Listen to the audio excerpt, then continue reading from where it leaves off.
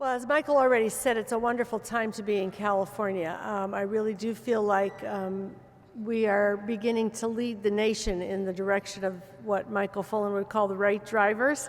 And there is a lot of work to do along this path, but quite an auspicious start.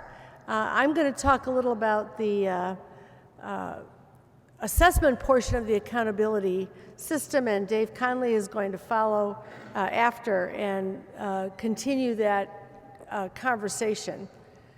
There we go. I couldn't entirely hear my introduction because it kind of reverberates behind stage, but Louis may have noted that I do work with the Smarter Balanced Assessment Consortium as a technical advisor, along with a lot of other people who are giving advice to this consortium of more than 20 states that are developing new assessments for the Common Core. So I'm going to start by talking a little about that. Of course, among the changes afoot in California is the fact that we've adopted the Common Core state standards in English language arts and math. We've also adopted the next generation science standards, which focus on inquiry and investigation and understanding scientific processes as well as scientific content. There are changes in the assessment system that have caused us to shift to the Smarter Balanced Assessment Consortium. All of the other CSTs, except the one needed for No Child Left Behind accountability requirements, have been eliminated. The assessment system is being reconceptualized. There is a document that, if you haven't read it, that the California Department of Education issued last January called Recommendations for Transitioning California to a Future Assessment System. It's on their website. I recommend it to you. We have until 2016 to think about what the rest of that system beyond the Smarter Balanced Assessments will consist of. So there'll be a lot of healthy dialogue about that. And most of you know that we are right now in the middle of testing the test in California districts. And it's been remarkable, I will say. This is the largest field test of any assessment in the world that is taking place right now. More than 2 million field tests of the computerized Smarter Balanced system have taken place with very little incident. Those assessments also include performance tasks and classroom activities that precede the performance tasks, a lot of innovation, and a remarkably smooth start, although I'm sure there have been little glitches here and there, which I know are being monitored and corrected as they occur. It's quite remarkable. California comprises about 2/3 of the students who are taking the field test right now, so we are a big part of the action. There's also a new concept of accountability, which will be on our docket in a later panel.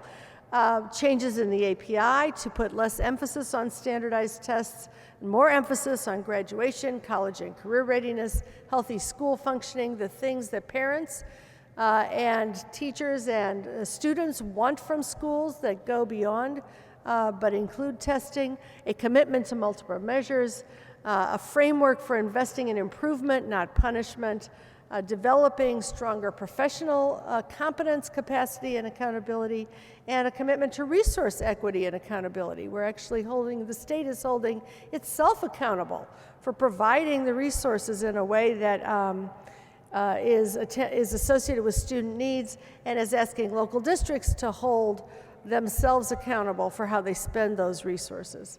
So key aspects of the Common Core state standards are known to you. The standards were intended to be fewer, higher, and deeper, and they focus especially on things like reading complex texts closely, communicating effectively in multiple media and across content areas. Common Core standards have the labels of English language arts and math on them, but they are actually interdisciplinary, and they have implications for other subjects as well. For using evidence and justifying ideas, for engaging in inquiry and research. In math, the engagement in mathematical practices that use reasoning and problem solving for real-world problems is prominent, and using mathematical skills also across content areas. So that is, in fact, the the goal of the, did I turn off my slides? They're still there? Okay. We have so many things going on here. And those standards do reflect some of the shifts in what our economy is demanding of young people as they come in. In 1970, the Fortune 500 companies, top of their list, most valued skills were essentially reading, writing, and arithmetic. By the turn, whoops, this is supposed to tell us, it's supposed to shift, and it won't do it. If this were working properly, it would tell you that by the turn of the century, what had risen to the top of that list was teamwork, problem solving, interpersonal skills. And while reading, writing, and arithmetic are still there, communication, teamwork, interpersonal skills are also very important and are reflected in the Common Core State Standards. But the Common Core State Standards are only a portion of college and career readiness. And Dave will talk more about that in his discussion in a moment. There are a lot of other things that students need to know and be able to do, including their personal capacities and resources, their resourcefulness, their grit, their perseverance, their knowledge of how they learn, and so on to be successful. The Smarter Balanced Assessment actually only encompasses a portion of the Common Core State Standards. So if you think about it, the assessments that we're piloting now will tell us some things about how kids apply some of those literacy and numeracy skills. But they will not cover all of the Common Core Standards, which call for research and experimentation, multiple forms of communication beyond listening and writing, which are going to be tapped in the assessments, collaboration, use of technology, and so on. So we will need to go beyond the Smarter Balanced Assessments as we build an assessment system that tells us whether kids are indeed college and career ready and whether they've mastered the Common Core. What will be different about the new assessments? I know this is hard to read, so I'll kind of just tell you what it says. In the traditional tests that we've had in California and other states since No Child Left Behind was passed in the early 2000s, most of the emphasis has been on what the people who look at depth of knowledge indicators would call levels 1 and 2, that is, recall, memorization, use of procedures, algorithms, etc. In the new assessments, much more of the emphasis is on the deeper learning, what they call depth of knowledge levels 3 and 4, which are things like applying the concepts, analyzing, synthesizing, evaluating, being able to critique and to think about things much more critically. And just to give you a sense of how big that shift is, in the current state assessments in 17 states, including California, that were analyzed by the RAND Corporation, less than 2% of the items in the math assessments were at the higher levels, 3 and 4. In the Smarter Balanced targets, almost 70% of the targets are at those higher levels of learning, the depth of knowledge 3 and 4. So there'll be a much greater emphasis on being able to apply what you know, being able to understand, analyze, synthesize, critique, evaluate, problem solve, and so on, and much less on just being able to memorize something or recognize it when it strikes you. Just to give you an example, here's a CST math item from our older tests. It shows John's solution to an equation, and then it asks which property of real numbers did John use for step 2. So really what it's asking is that you memorize the names of the properties of real numbers, not actually even solve the problem, and then just say which property it was. That's really a recall task. Here's a difference if you had a deeper learning task. This is from the Smarter Balanced initial exemplars that were issued. A sample high school task where kids would get information about how speeding tickets are allocated in 2 states, Massachusetts and New York. And this gives you the formula for how you get a fine for a speeding ticket in Massachusetts. And then you get information about New York. And what you find out is that in New York, there's a lot of flexibility. If you were running 12 miles over the speed limit, you could pay as little as $90 or as much as $300, and you could go to jail for up to 15 days if the judge didn't like you, or you might not go to jail at all. And the problem that kids are asked to solve is they, of course, immediately recognize that there is potential for unfairness in the New York system. The problem they're asked to solve is how would they come up with a more fair system of allocating fines for tickets in New York. They have to graph and identify the functions for both Massachusetts and New York, construct a different system for New York, graph it out, give the equations, and then explain it and justify it. So you can see that it's the use of math in a real-world context that actually a kid who's just getting ready to drive at the age of 16 might actually be thinking about.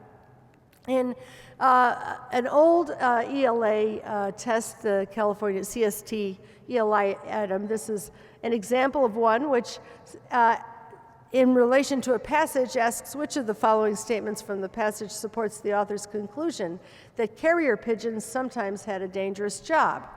Now you could actually answer this question right there where you are at your seats without even having the passage. And kids were drilled on how to be able to answer questions like this by reading the answers carefully, not even necessarily reading the passages, because number C tells you that on his last mission, though wounded, he, the carrier pigeon, carried a message that saved the lives of 194 American soldiers. So again, not very deep reading, not really applying it in a thoughtful way. Here's a new task from Smarter Balanced Exemplar Tasks.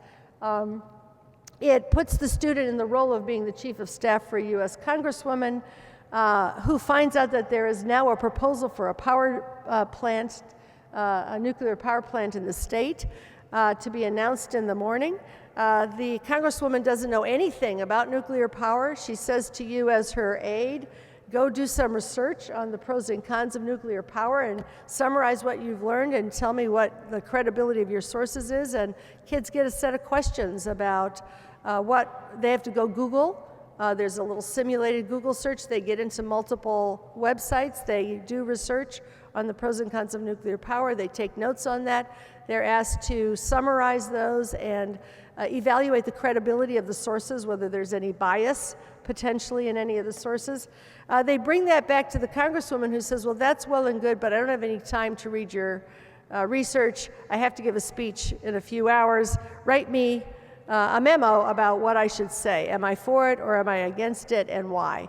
And use the evidence that you've collected. Again, using the knowledge in a way that really causes evaluation, analysis, and synthesis.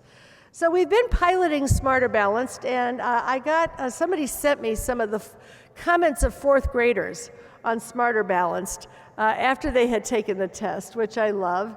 And I won't go through all of it, but I love the comment here that I like that it was on the computer.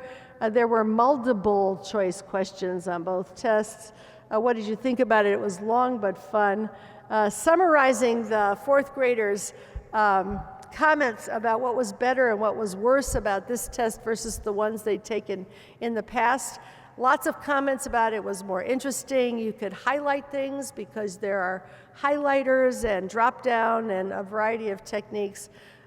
We could get up from our seats and we used computers. You'll see a lot of that kind of thing. Others said I could stand up, I could eat, I could take breaks. Well, this happens because in a computer adaptive test, every kid is getting a different test. And they're on the computer and they actually can't cheat because everyone's got different items coming up. And so they can take breaks. They can get up and walk around. They can move ahead when they want to move ahead to the next part of the test. And they really appreciated the flexibility of being able to take a test without everybody waiting and being, turning the page at the same time and having to sit there until it was done. But they also liked the fact that it had more tools. The computer allows them to do a lot of fun and tricky things. One student said he liked writing the paragraph. Another one said what was worse, you had to do paragraphs, but they did notice that there was writing on the test and it wasn't just bubbling in.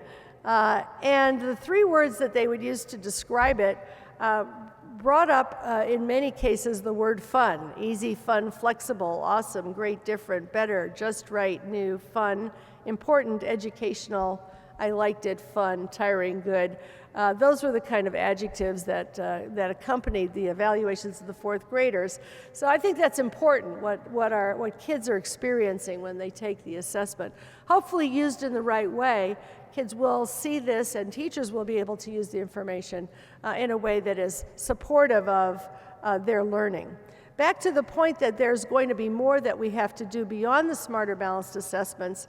If you think about an assessment continuum, where the traditional tests on the left were standardized multiple choice tests of routine skills, Smarter Balanced and the other consortium assessment, PARC, move us toward more authentic applications of knowledge.